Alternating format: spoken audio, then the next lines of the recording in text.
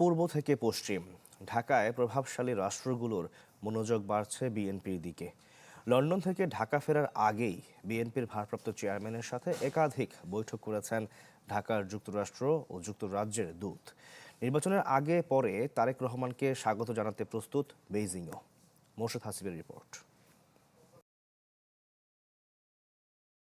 নির্বাচন ঘনিয়ে আসায় রাজনৈতিক দলগুলোর মতোই ব্যস্ততা বাড়ছে কূটনৈতিক পাড়াতেও। সব দলের সাথে বৈঠকের পাশাপাশি কড়া নজর রাখছে সার্বিক পরিস্থিতির দিকেও। তবে তারেক রহমান দেশে না থাকায় তার সাথে লন্ডনে বৈঠক করেন যুক্তরাষ্ট্রের সদ্য বিদায় নেয়া ভারপ্রাপ্ত রাষ্ট্রদূত ট্রেসিয়ান জ্যাকবসন। বসেছিলেন না ঢাকার ব্রিটিশ হাইকমিশনার সারা কুকো। তারেক রহমান ঢাকা ফেরার আগে তিনিও সেরে নেন বৈঠক। জানতে চাইলে দেশটির হাইকমিশনারের পক্ষে ইমেলে জানানো হয়, বিভিন্ন রাজনৈতিক দলের সাথে বৈঠকের অংশ হিসেবে এই যোগাযোগ বাংলাদেশের জনগণের গণতান্ত্রিক আকাঙ্ক্ষা প্রতিফলিত করে এমন একটি স্বচ্ছ পথ তৈরির গুরুত্ব নিয়ে আলোচনা হয়েছে বৈঠকে। পশ্চিমাদের মতো পিছিয়ে নেই পূর্বের শক্তি চীনও। মির্জা ফখরুলের নেতৃত্বে বিএনপির প্রতিনিধি দলের চীন সফরের সময় তারেক রহমানকে আমন্ত্রণ জানায় দেশটি। কূটনৈতিক বিশ্লেষকরা বলছেন, অতীতের দুর্নাম ঘুচিয়েছে বিএনপি, তাই সব বিদেশি শক্তি ঝুঁকছে তাদের দিকে।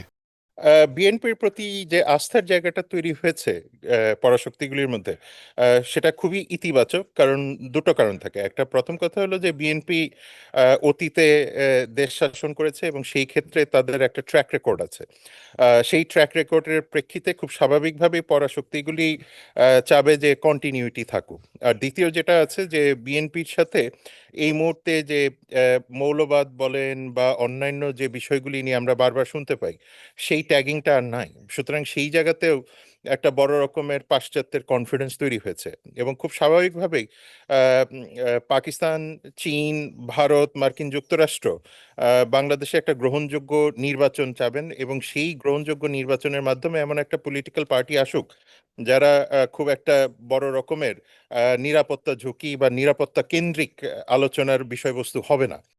সাবেক এই কূটনীতিকের মতে বর্তমান রাজনৈতিক প্রেক্ষাপটে পশ্চিমের মনোভাব বোঝায় বিএনপিকে বাড়তি নজর রাখছেন বিদেশি কূটনীতিকরা। Furniture just smarter, JMG furniture. জনাব তারেক রহমানের কাছ থেকে তার পরিকল্পনা কি আছে সেটা তারা বুঝবার চেষ্টা করছে। এখন চীনারও তো ব্যবসা স্থিতিশীল বাংলাদেশ চায়, ব্যবসা বাণিজ্যের। ভারত প্রতিবেশী হিসাবে তার নিরাপত্তা আছে, আমাদের নিরাপত্তা আছে, তার ব্যবসা আছে, আমাদের প্রয়োজন আছে, যে মানুষে মানুষের যোগাযোগ আছে, সেও স্থিতিশীল। মার্কিন যুক্তরাষ্ট্র, যার কাছে আমরা এক্সপোর্ট করি দেশ হিসাবে সবচেয়ে বেশি একক দেশ, তারাও নিরাপত্তা চায়, স্থিতিশীলতা চায়। ইউরোপিয়ান ইউনিয়ন আরেকটা বড় বাজার, তারাও স্থিতিশীলতা চায়।